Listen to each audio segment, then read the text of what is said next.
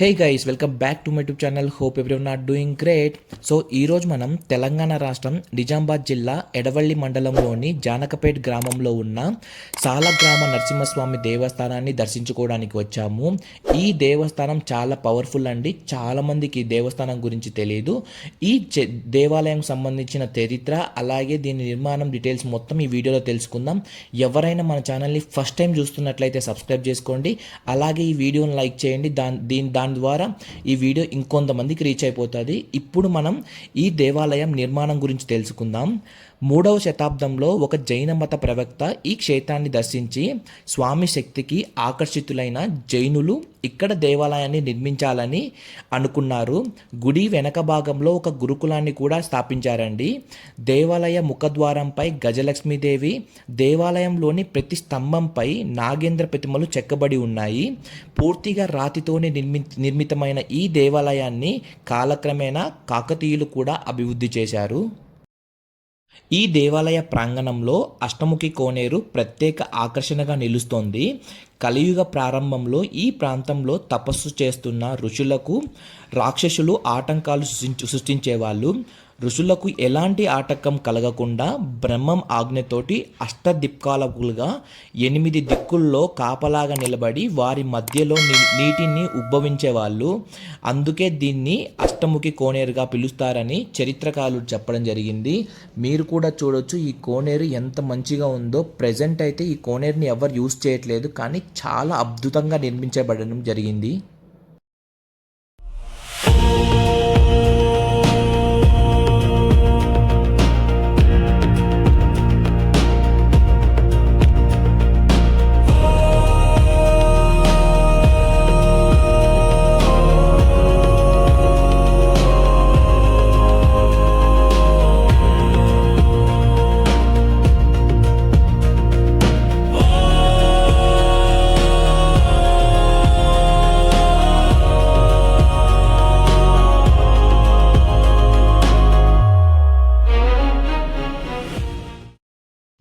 అష్టముఖి కోనేరును దర్శించుకొని కొంచెం ముందుకు రాగానే మనకు దేవాలయం ఉంటుందండి.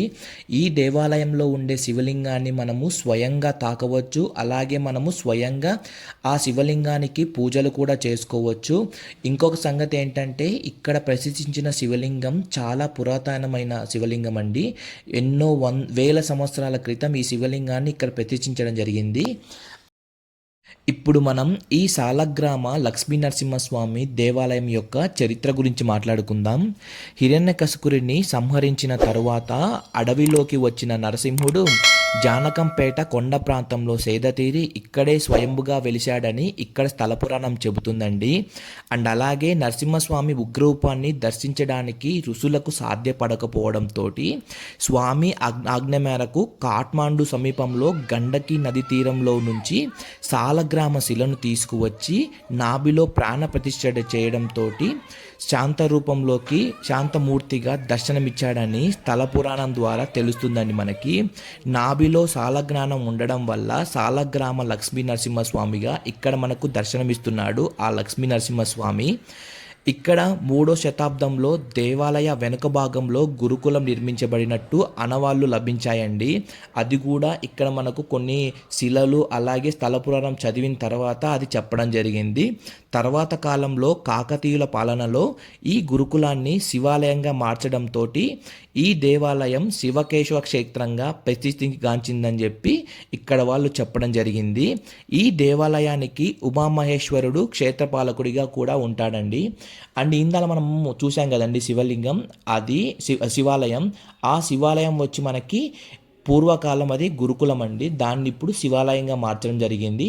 ఆ శివాలయంగా మార్చినప్పుడే ఎన్నో వేల సంవత్సరాలు ఆ శివలింగాన్ని ప్రతిష్ఠించడం జరిగింది అక్కడ. అండ్ మీరు ఇక్కడ చూడొచ్చు, ఇది మనకు మెయిన్ టెంపుల్. ఇక్కడ వచ్చి చాలామంది రూపాయి బిళ్ళ నిలబడి వాళ్ళ కోరికలు కోరుకుంటారండి. అండ్ చాలామంది భక్తులు కూడా ఇక్కడికి వస్తుంటారు. శనివారంతో కూడిన అష్టమి అమావాస్య తిథుల్లో స్వామిని దర్శించుకుంటే శని దోషాలు పోతాయని భక్తులు నమ్మకం.